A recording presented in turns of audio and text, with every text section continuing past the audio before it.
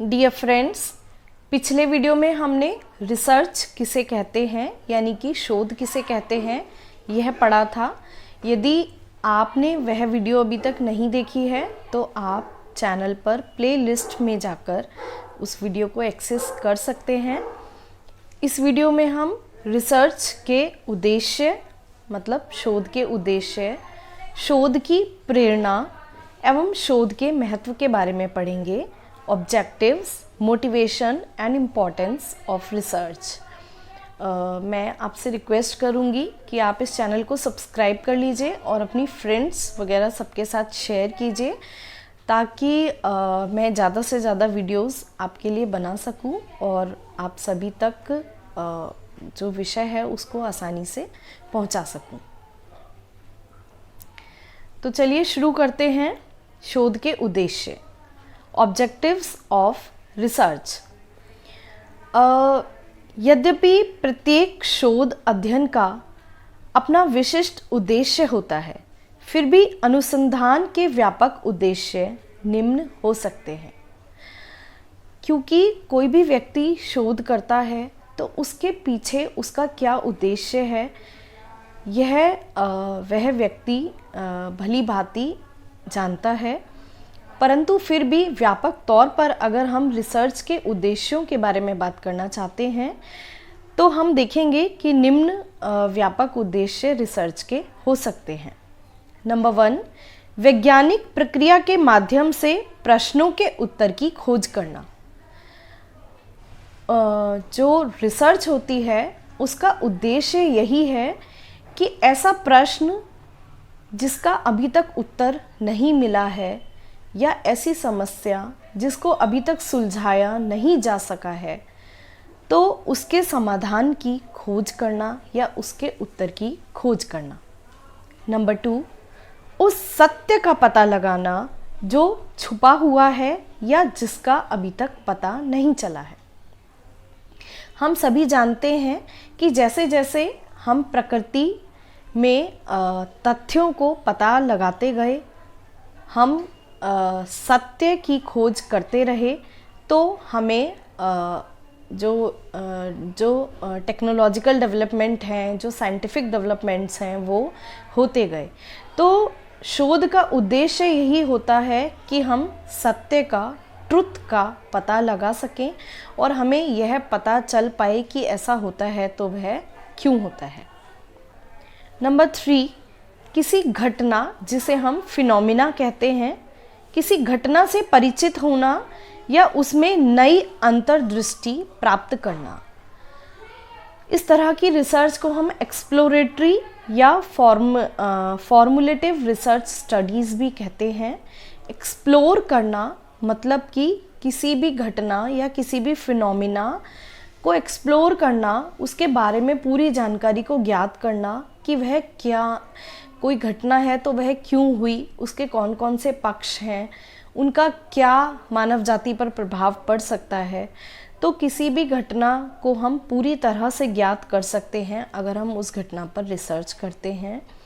साथ ही उसमें नई अंतर्दृष्टि मतलब न्यू इंसाइट को हम डेवलप कर सकते हैं। अंतर्दृष्टि, इंसाइट का मतलब यह है कि एक ही घटना पर या एक ही चीज़ पर अनेकों लोग शोध करते हैं और उन सभी की उसको समझने की अपनी अंतर्दृष्टि होती है। तो ऐसा नहीं है कि किसी व्यक्ति विशेष, किसी वस्तु विशेष या किसी घटना विशेष पर किसी ने एक बार शोध कर लिया तो हम उस पर दोबारा शोध नहीं कर सकते, क्योंकि यदि कोई दूसरा व्यक्ति भी उस पर शोध करता है तो वह एक नई विचार, एक नया रिजल्ट भी आपके सामने लेकर प्रस्तुत हो सकता है। और ऐसा भी हो सकता है कि उसके रिजल्ट भी वही निकल कर आए जो पहले जिस व्यक्ति ने शोध किया था उसके थे। तो इस प्रकार हम किसी घटना को पूर्ण रूप से जानने के लिए और उस पर एक नई अंतर्दृष्टि को प्राप्त करने के लिए भी शोध करते हैं। चौथा है, किसी व्यक्ति विशेष, स्थिति अथवा समूह की विशेषताओं को सटीक रूप से चित्रित करने के लिए, जिसको हम डिस्क्रिप्टिव रिसर्च स्टडीज़ कहते हैं।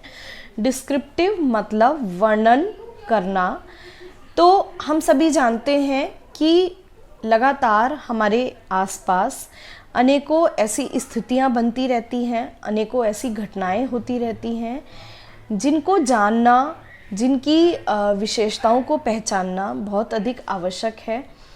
तो जिन घटनाओं के बारे में हम पूर्ण जानकारी एकत्र करके उनका वर्णन करना चाहते हैं, उनको डिस्क्राइब करना चाहते हैं, तो यह भी हमारा शोध का उद्देश्य होता है।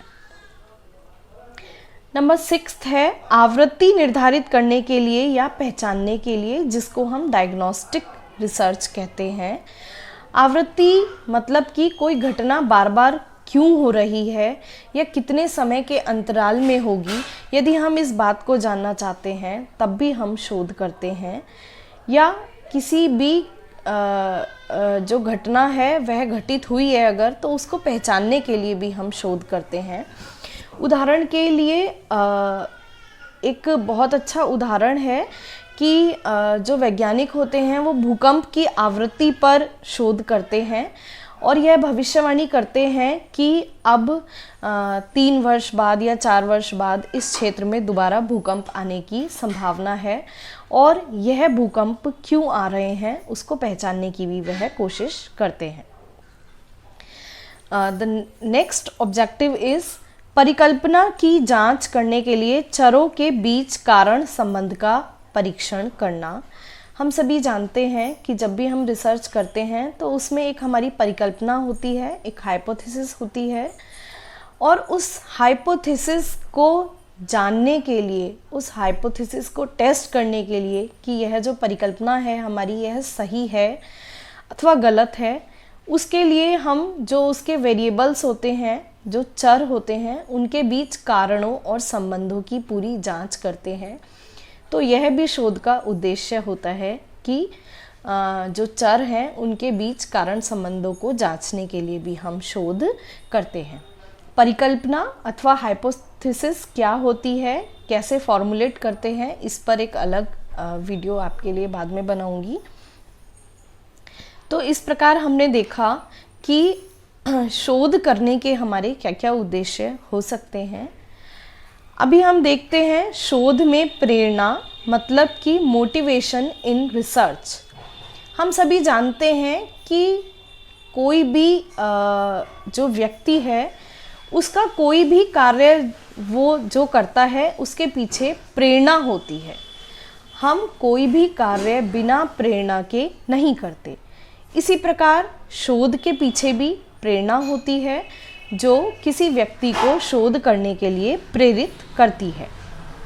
लोग शोध करने के लिए क्यों प्रेरित होते हैं, ये बहुत ही मौलिक महत्व का प्रश्न है, क्योंकि हम सभी जानना चाहते हैं कि लोग शोध क्यों करते हैं। शोध करने के संभावित कारण निम्न में से कोई एक या उससे अधिक भी हो सकते हैं। तो आइए देखते हैं ये कारण कौन कौन से हैं।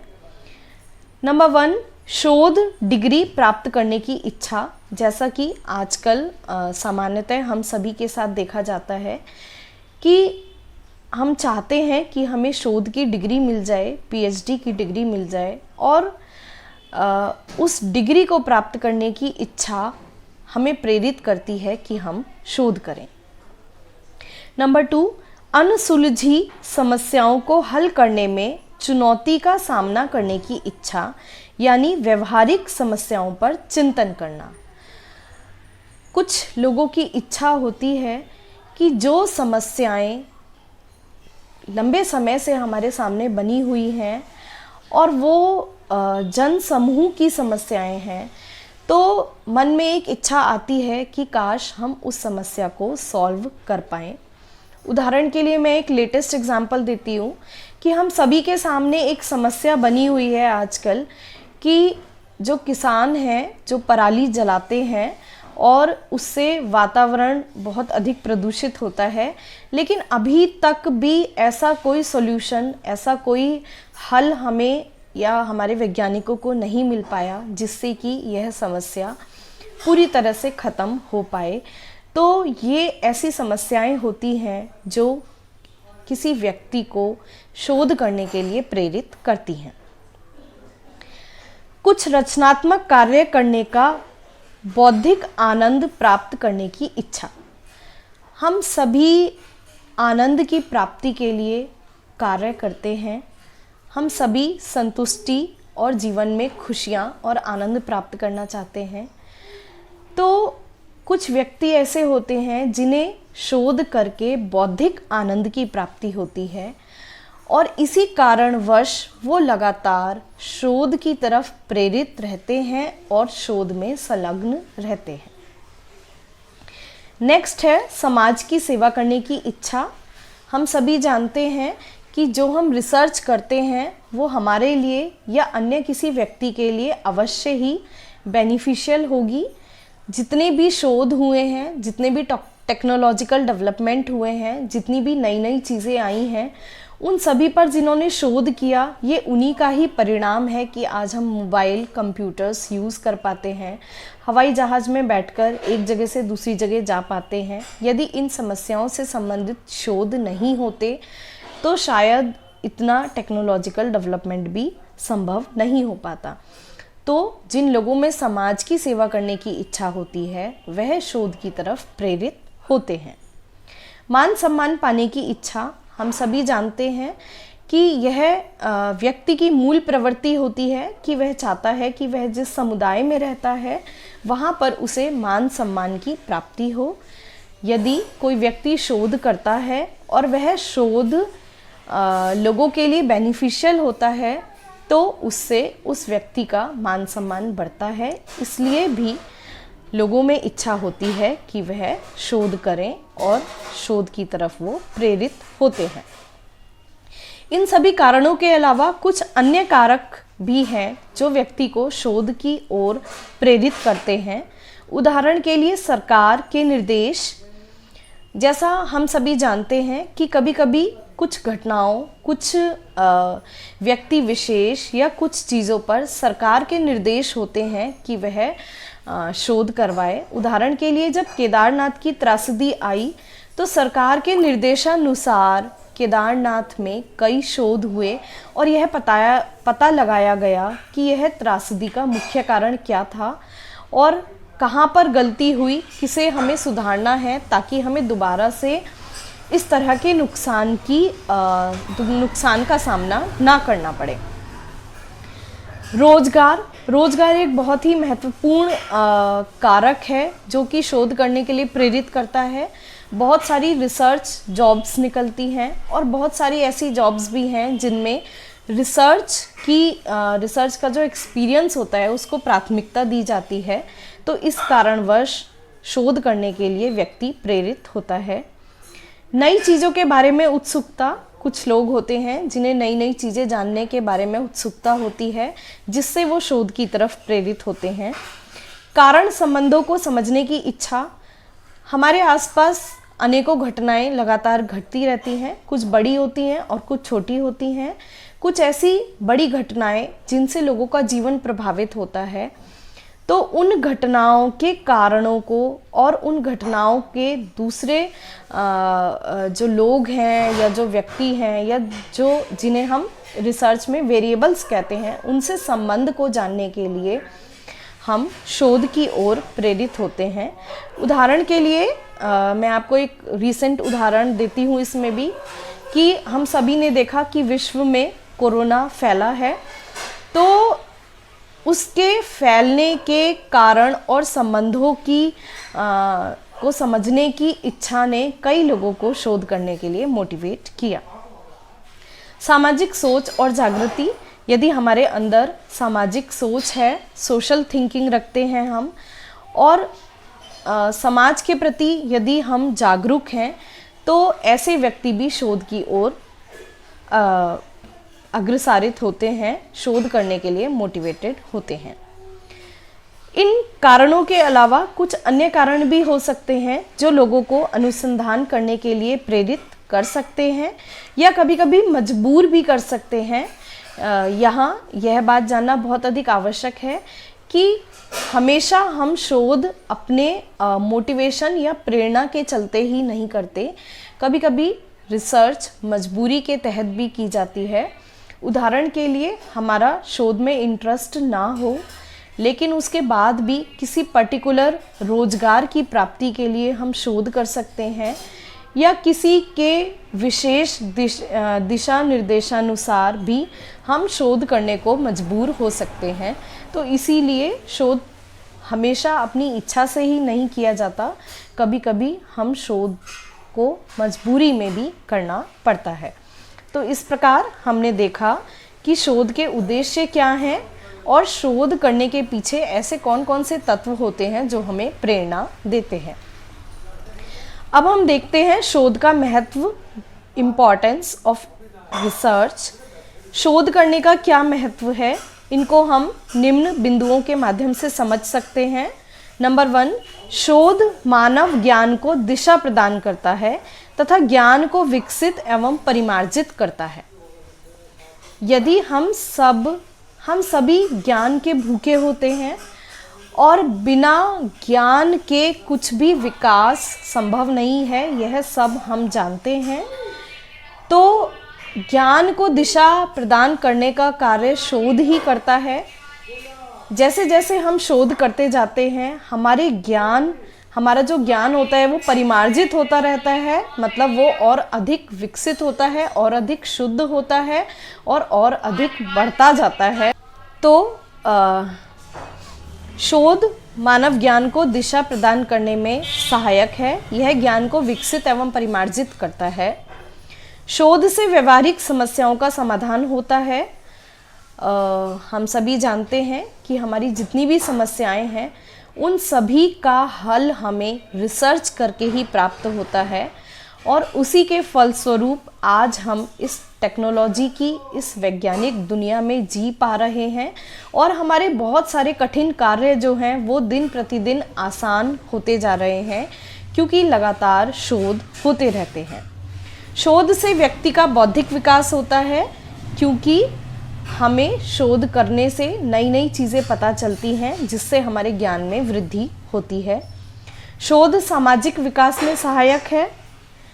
शोध जिज्ञासा मूल प्रवृत्ति की संतुष्टि करता है, यानी कि हम सभी हमारे आसपास होने वाली घटनाओं के बारे में जिज्ञासु होते हैं। हमारे मन में क्यूरियोसिटी होती है कि ऐसा हुआ तो क्यों हुआ। तो हमारी जिज्ञासा की संतुष्टि शोध के द्वारा ही होती है। उदाहरण के लिए अभी कोरोना आया तो सभी के मन में जिज्ञासा थी कि यह क्यों आया है, कौन सा वायरस है, इससे मानव जाति को क्या क्या नुकसानों का सामना करना पड़ा, यह वायरस कब जाएगा, इसके लॉन्ग टर्म दुष्प्रभाव क्या होने वाले हैं। तो इन सभी जिज्ञासाओं की संतुष्टि के लिए कोरोना पर अनेकों शोध हुए। शोध अनेक नवीन कार्य विधियों एवं उत्पादों को विकसित करता है। जैसा कि मैं पहले ही बता चुकी हूँ, जितनी भी हमारी नई नई कार्य विधियाँ होती हैं, नई नई टेक्नोलॉजीज़ होती हैं, वो सभी शोध का ही परिणाम है। शोध पूर्वाग्रहों के निदान और निवारण में सहायक होता है। पूर्वाग्रह मतलब कि ऐसी भविष्यवाणियाँ जिनको हम अपने आप ही सोच लेते हैं कि ऐसा होगा, ये काम करेंगे तो ये होगा, वो काम करेंगे तो वो होगा। तो इन पूर्वाग्रहों के निदान में, इन पूर्वाग्रहों से होने वाले नुकसान के निवारण में शोध हमारी सहायता करता है। उदाहरण के लिए मैं फिर वही एग्जाम्पल लूँगी कोरोना का, कि जब कोरोना आया तो लोगों ने पूर्वाग्रह से यह सोच लिया कि यह आगे आने वाले 10 साल तक रहना है, या किसी ने सोचा कि इससे बहुत ज़्यादा नुकसान होगा, या कुछ लोगों ने यह पूर्वाग्रह किया कि हमें तो कोरोना हो ही नहीं सकता। तो शोध के द्वारा ही इन सभी पूर्वाग्रहों का समाधान संभव हो पाया। शोध ज्ञान के विभिन्न पक्षों में गहनता और सूक्ष्मता प्रदान करता है। किसी भी चीज़ के बारे में जानने की हमारी इच्छा होती है, हमें इन सभी चीज़ों का ज्ञान होता है, लेकिन हमारे ज्ञान को गहनता और सूक्ष्मता प्रदान करने का कार्य शोध ही करता है। तो इस प्रकार शोध का यह महत्व है कि यह हमारे समाज की, हमारे दैनिक जीवन की अनेकों समस्याओं का समाधान करने में सहायक होता है, और साथ ही प्रकृति को, वातावरण को और आसपास की घटनाओं को समझने में हमारी मदद करता है। इसके आगे वाली वीडियो में हम शोध के विभिन्न प्रकारों के बारे में पढ़ेंगे और एक बहुत ही महत्वपूर्ण टॉपिक जो कि पीएचडी रिसर्च स्कॉलर्स के लिए बहुत ज़्यादा आवश्यक है कि हम अपने टॉपिक का चयन कैसे करें, इसके बारे में मैं आने वाले दिन में एक वीडियो अवश्य ही आपके साथ शेयर करूंगी और अवश्य ही वह वीडियो आप सभी के लिए बहुत अधिक लाभदायक साबित होगा। तो आप चैनल को सब्सक्राइब कर लीजिए और ज़्यादा से ज़्यादा लोगों के साथ शेयर कीजिए। Thank you.